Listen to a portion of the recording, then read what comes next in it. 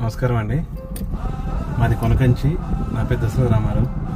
గత 10 సంవత్సరాలుగా మా గ్రామానికి వెళ్ళేటప్పుడు నేషనల్ హైవే దగ్గర నుంచి హాఫ్ కిలోమీటర్ దూరంలో ఒక కలవర్ట్ ఉండేది.